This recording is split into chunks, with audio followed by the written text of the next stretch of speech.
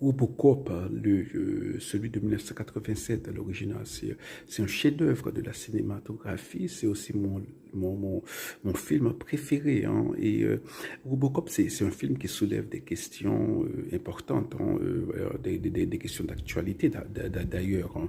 La robotique, hein, l'intelligence artificielle, mais c'est aussi un film qui dépeint un monde, hein, voilà, une dystopie. Voilà, un monde dystopique, hein. Et j'ai l'impression dans mon fort intérieur que nous nous dirigeons vers un tel monde, un monde où la dignité humaine eh bien, s'estompe de plus en plus. Voilà, s'effiloche, hein.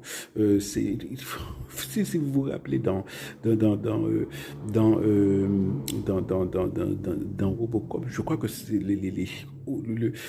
ça commence par une publicité, hein. Une publicité, c'est quelqu'un qui c'est une pub pour un dispositif au cas où quelqu'un essaierait de voler votre voiture. Donc la personne, voilà, essaie d'ouvrir la porte de votre voiture et elle se fait cramer complètement. Voilà. Et vous, bon, étant donné que la personne est complètement cramée, quoi, donc vous lui donnez un petit coup de pied, il tombe. Voilà, je sais pas, hein, ce qui reste tombe et vous montez, voilà, tout sourire dans votre voiture et vous partez. Bon, c'est comme si, bon, voilà, c'est comme un animal, hein, dont on s'est débarrassé de la carcasse, hein, voilà. Et c'est cette image-là, hein, qui revient, hein. Il y a des bulletins d'information, il y a des pubs à chaque fois dans le film. Et cette impression, il y a même un jeu qui se joue en famille, hein, où voilà, le but c'est d'envoyer des missiles nucléaires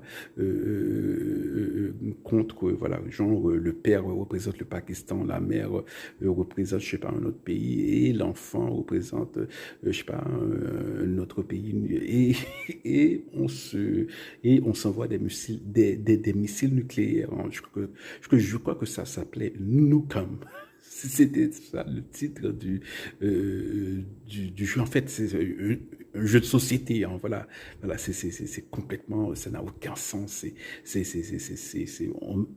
Voilà, on marche sur la tête, mais c'est le monde sans dignité que, voilà, Robocop était prémonitoire dans ce sens. Parce qu'on vit cela maintenant, hein, presque, on le voit sur la scène internationale, hein. Nul besoin de, voilà, de dégrainer les cas, mais il y a aussi, hein, passe sur les réseaux sociaux, par exemple la mort de Jean Pormanoff, hein, la manière, voilà, des gens, des milliers de gens payaient pour regarder